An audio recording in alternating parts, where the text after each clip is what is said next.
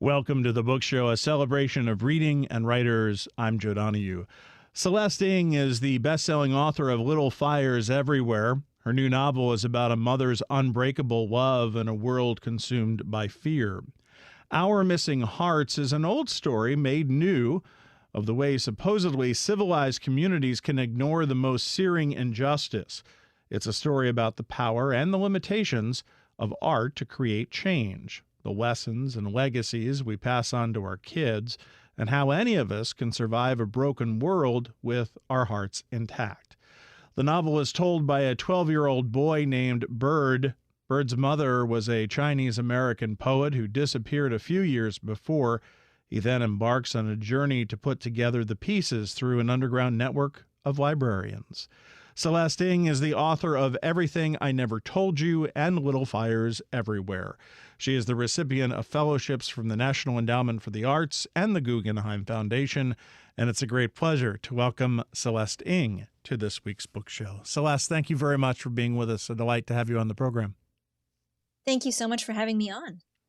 What brought you to this particular subject in this particular somewhat dystopian place? Honestly, it started with a story of a mother and a son. I was writing about an artist mother in my second novel, and I started imagining what if there was a mother whose son didn't understand what her work was about, and maybe even saw it as a rival. And so I started writing what I thought was going to be a fairly realistic novel.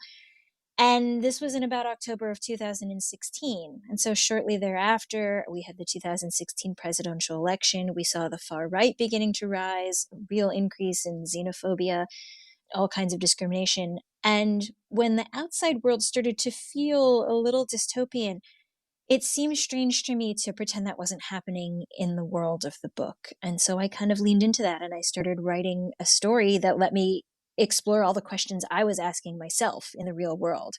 You do say in the author's note at the end that Bird and Margaret's world isn't exactly our world, but it isn't not ours either. And you make the point that most of the events and occurrences in the book do not have direct analogs, but are certainly inspired from many real life events, which you certainly feel in reading the novel. Bring us to this boy, Bird, and ultimately what his challenges are at the beginning as he's trying to figure out what is happening, most notably with his mother. Bird is a 12-year-old boy. Bird is a nickname that he's chosen for himself. But when the book opens, he's growing up without a mother. His mother has left the family some years before. And the world that Bird and his father are living in is a world that's really kind of consumed by fear. The nation has gone through a big crisis, and new laws have been passed to encourage American behavior, heavily in quotes, and to punish anyone who seems to be acting un-American. And that's often being applied towards Chinese Americans or towards anyone who looks like they might be Chinese American or speaks out on their behalf.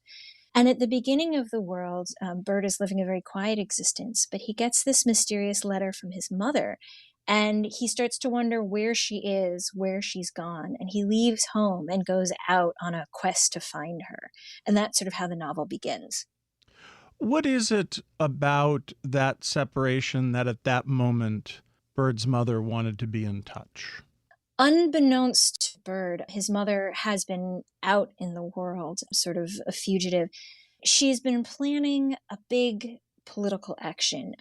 He learns along the way that she's become sort of the face of resistance of these laws that are sort of unjust. And he wants to go out and try and find her, and she wants him to find her before she takes this big political action.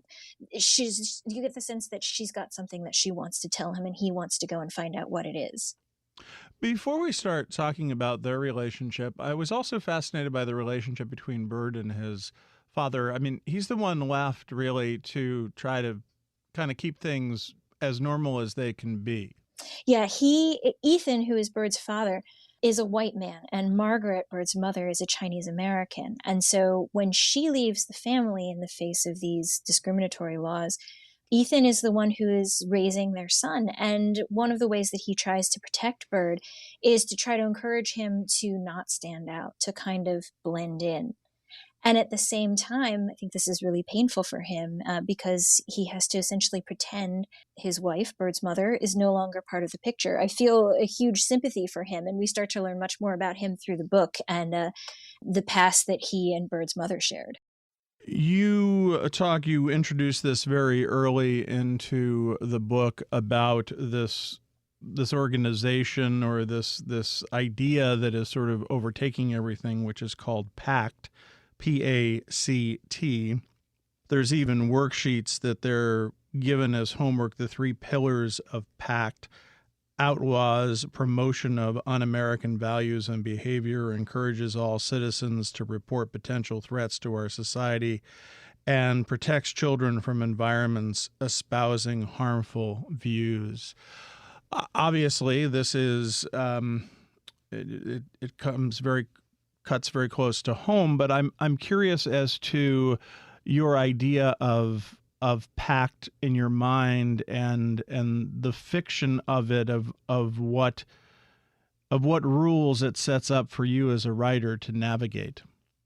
Yeah, and growing up as a Chinese American and a Chinese American woman, I think I've always been aware of the fact that people will see my face and assume that I'm other, that I'm not from here, or that I don't belong, even though I grew up in Ohio. And it was interesting to me to explore a world where that kind of prejudgment could be used by the government to, to dictate what I was allowed to do, or what kind of behavior I was allowed to have, that I could be considered un-American simply by virtue of what my background was. And as I created this world, where I realized that Bird's ethnicity was going to be part of his struggle, I wanted to kind of explore a world where those laws were always around for him. And what would that be like to grow up in that situation? We are talking to Celeste Ng. The new novel is Our Missing Hearts, published by Penguin Press. In your novel, what got us to that particular place in the world? The country had been going through an economic crisis that then turned into a social crisis. Throughout the book, I was looking at different examples of times in history where similar things had happened. And I was thinking about the Great Depression, and I was thinking about the recession of 2008, where homes were being foreclosed on and people were widely out of work. And I wanted to kind of nod to that and look at the ways that when the economy goes south, our tendency is to look for someone to blame. And usually we're looking for someone outside. And in this particular case, China is seen as the enemy, the one that's causing this. And that's something that we are actually hearing now. We're hearing a lot of finger pointing at China of being our next big enemy. And that's something that concerns me a little bit. How much of this, of course, the pandemic brought a very sharp increase in discrimination, anti-Asian discrimination. I assume you were well on your way in writing this book at that point, but it has to kind of underscore everything that you're exploring.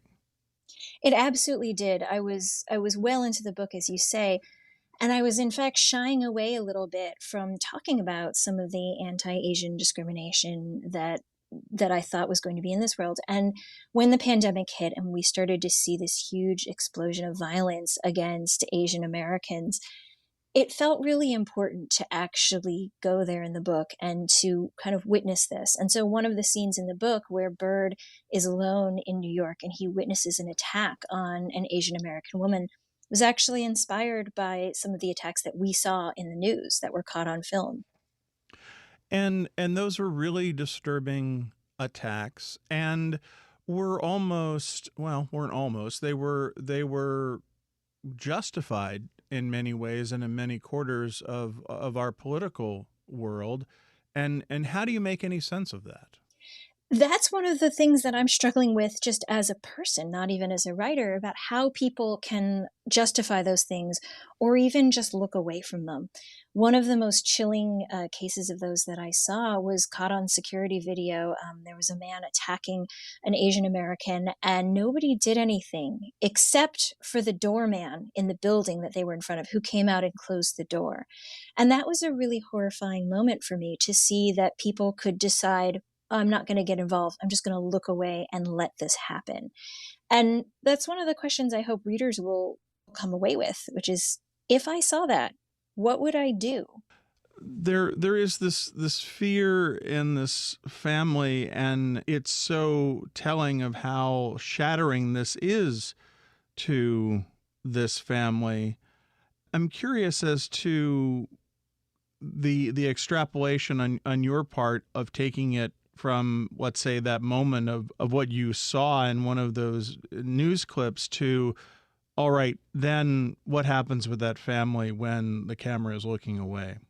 My tendency as a writer is always to kind of imagine myself into the lives of the people that I see, and into a particular person. I don't know if this is answering your question or not, but I think that we can talk a lot about sort of big societal issues. We can talk about, Asian American violence, but what makes it very particular is going down to one specific family. And so Bird's family in this case was one where he is quite literally belonging to two worlds. His mother is a Chinese American and his father is white. And to kind of tease out the ways that all the members of that family might react to this situation. That's where it gets interesting to me as a writer, is when we get down to the human level, what very specific people would do, rather than thinking about it as an academic talking point or a political topic. So tell us about the mother in the book, Margaret, and her work, and the realization and the understanding that Bert eventually comes to of what his mother is doing and how his mother is viewed outside of his immediate world. Margaret, Bird's mother, is a poet. She's written a book of poems, the title of which is Our Missing Hearts. And at a certain point in Bird's early childhood, protesters who are protesting PACT, this series of repressive laws, take a line from Margaret's poem and use it as the slogan for their resistance movement. And because of this, Margaret is seen as fomenting anti-American dissent. And that's part of the reason that she ends up leaving. Bird always imagines that she's chosen this other life over him. But I don't think this is too much of a spoiler. When he finds out a little bit more about why she's left, he understands that it wasn't entirely her choice, and that some of what she did was to protect him. As he starts to understand her background and her history, he starts to see all of their relationship in a new light, and he starts to have a better understanding of why she might have left him, this thing that to so many parents is sort of unthinkable. The father is working at a library shelving books. Bird is in this apartment with his father. This is all very small, right? It's a very enclosed atmosphere. Yeah, it starts off very small because I think at that age, again, Bird is 12, that's kind of the moment at which, for many of us, we start waking up to the fact that there is a larger world. Up until then, when you're a child, your world tends to be quite small and constrained. It's mostly your family, your house, maybe your neighborhood. And for Bird, it's literally this very small apartment with just his father. And when he goes out looking for his mother, he's literally leaving home. He leaves the city that he's been born in and that he's grown up in, and he goes out into the wider world. He goes to New York. And there he starts to get a sense of, again, the larger context of the world that he's in. And that's intentional. That's what I think happens to us a lot of times around that age. We realize that there was history before we came along, and that we're just one moment in time. We start to get a sense of perspective, and we start to realize that our parents have lives outside of us. And that's sort of what happens to Bird. He realizes that there's this whole other side to his mother. She has this whole other past that he had not been aware of. Does this book take on, and for want of a better term, and feel free to correct me, but is anger the word? Is it a more angry book than you would have originally anticipated? It's interesting because I don't think of it as an angry book exactly. I think of it as being sort of a more straightforward look at some of the things that I think I had explored a little bit more at an angle in other books. I think because of the political atmosphere of the past few years, it felt more important to be direct and to sort of say up front, this is what I see, or these are the questions that I have. It felt more urgent in a way to say that without mincing words in some Mm. ways, but also I think to call people's attention to it, and hopefully in doing that to inspire even a little bit of hope, to have people say, is this the way that we want to go, and if it's not, what are we going to do differently? Yes, I would like to reframe the question because I understand because the book does not come off, I don't think, at all angry. But what I'm wondering is, as it does it come as a result of your anger as to what was playing out on our political stage and even continues to at some extent. I guess it does, because I certainly will admit that I have anger about a lot of things that have happened over the past several years. But for me, really honestly, the book did come out of looking for hope, particularly when the pandemic started, but certainly well before that. I was asking myself a lot of sort of large existential questions. I was feeling very helpless and useless because it seemed like there were so many problems in the world that were so big and so widespread. And it seemed like one person couldn't do anything about it. But then what do you do? And so I was asking myself these questions, and I was asking myself, well, how do I try and raise my son in a world that feels like it might be very hostile to him? That's kind of where the book came from, was me trying to figure out, how do you hold on to hope? What are we actually fighting for? And one thing I realized is that as much as art sometimes feels to me like I'm not doing anything, like I sometimes wish I were a doctor so I could be, working in a hospital and saving lives. I wish I were, a lawyer or a labor organizer, or somebody who could do something very tangible. I realized that I turn to art to try and find that hope. So I'm listening to, music, I'm reading my favorite poems, I'm reading my favorite books. And that's one of the things that I hope art can do, and I hope the book does, is it sort of reminds you that the world could be different. And it gives you a space to kind of imagine what you might do. When you think of what you might do, were you always sure what Margaret would do? I had an idea of what she was going to do from the beginning. And for me, the question became less sort of, is that the right place? I felt instinctively it was the right place, but how do I get the reader, and even more importantly, Bird, her child, to understand why she would do this sort of thing? That was the challenge for me.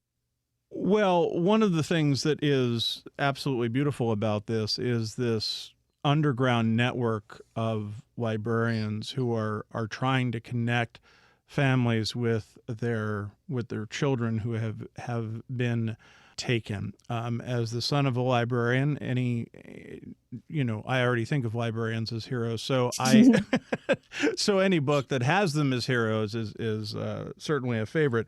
But how did you come up with that plot, that idea of this network, specifically of librarians who are looking to try to piece that puzzle together? I'm so glad you asked this question, because it gives me a chance to talk about how much I love libraries and librarians. I grew up going to the public library. My dad would take me like on a weekend, like just like for an activity, and we would spend hours there. And it did feel like a magical place to me, that there was all this information, and I was allowed to explore, and I was allowed to read anything that I wanted. And that felt very powerful to me as a young child. And as an adult, I would take my laptop and I would go and write in the library. And while I was there, I would hear the reference librarians helping other patrons. Right. And one of the things that struck me was how devoted they were to just helping people find whatever information they needed. Didn't matter what it was, it didn't matter why, they didn't ask questions. Someone would come in saying, I need to do my taxes. I've never done taxes before. Help me. Where do I start? And they would find them the right forms. They would find them the instructions. They'd work through it with them. They'd walk them through filing. Someone would say, I want to research my family history or the history of my house. Someone come in and say, I need to learn Spanish. It didn't matter. The librarians were just like, you want to learn? You want information? I will help you. And that seems so not only admirable, but like kind of revolutionary in a way, that They just wanted to help people find information. And Mm. so in the novel, when I was thinking about who might step into this gap, there are children who are being taken away from their families and no one knows exactly where they're going. Who would be trying to track down that information and then hold on to it until a time where they might be able to use it? The answer immediately was librarians. I kind of couldn't imagine anyone else who could fit that role so perfectly. Because they are the ones who have for so long given us that freedom of getting information. Exactly. And there is something particularly heroic about doing that, of saying that we don't know what the future is going to be, but this information might be useful. We're going to hold on to it because we think that in the future this will be useful. There's something kind of really far seeing about that. And I just think it's so admirable. And there also, there are lots of rules in the library that whatever you look at, that is yours. It's Mm. private. One day I remember sitting in the library and there was a group of high school students in Cambridge. The high school is directly next to the main public library. So they were getting a tour of the library facilities and the librarian made a point of saying, whatever you look at, we do not share that with anyone. We don't share it with your teachers. We don't share it with your parents. That information is yours. And again, that idea that you are allowed to have an inner self, you are allowed to be interested in things and not have to account for them publicly, again, feels like such a crucial thing and such a crucial underpinning of the society that I want to live in.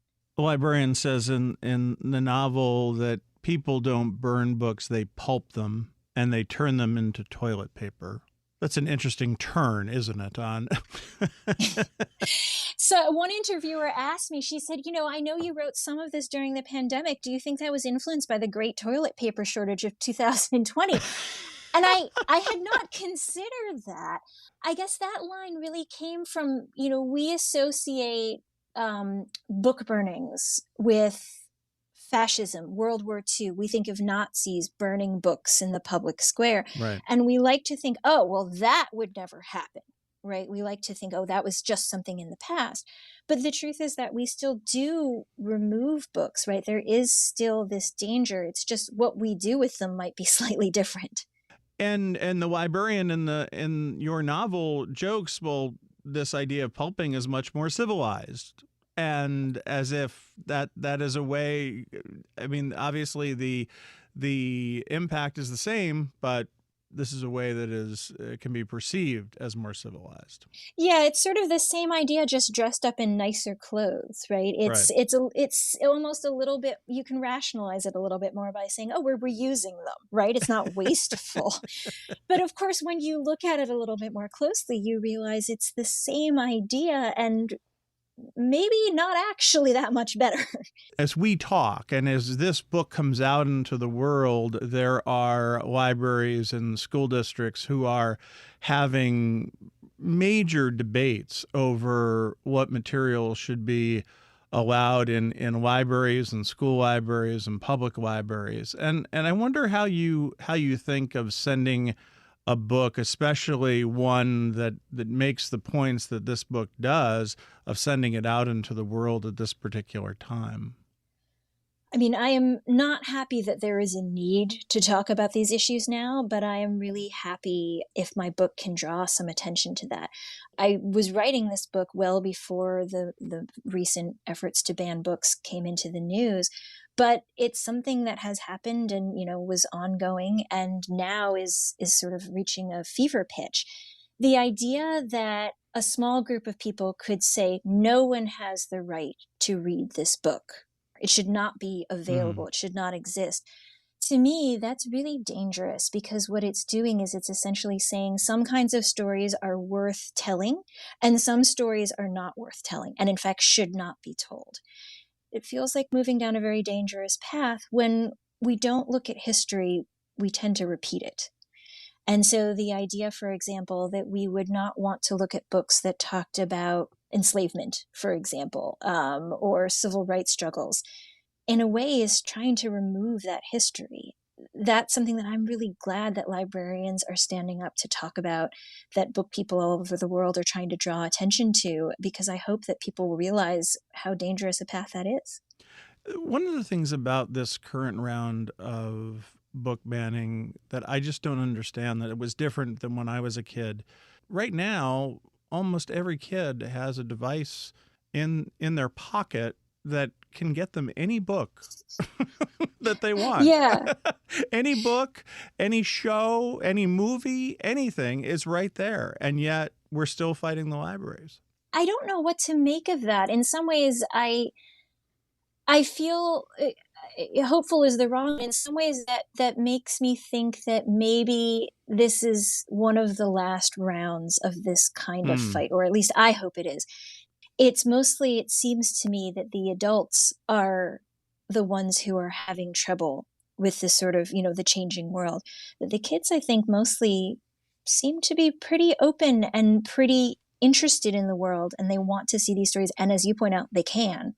But I have to say, in reading for a living and talking to authors, it often is a point of, oh boy, that was really good, and I wonder why they didn't know how to end it. Your ending is beautiful, just perfect. Just Oh, I thank you. I read it 5 times. It's just so beautiful and precise. How long did you work on that? Well, thank you. That means a lot. Um, for me, the ending was always something I was sort of building to, and it definitely took some reworking. But I think the heart of it, again, without giving anything away, sort of goes to the power of stories and the way that we want to hold on to them and we want to pass them on to people.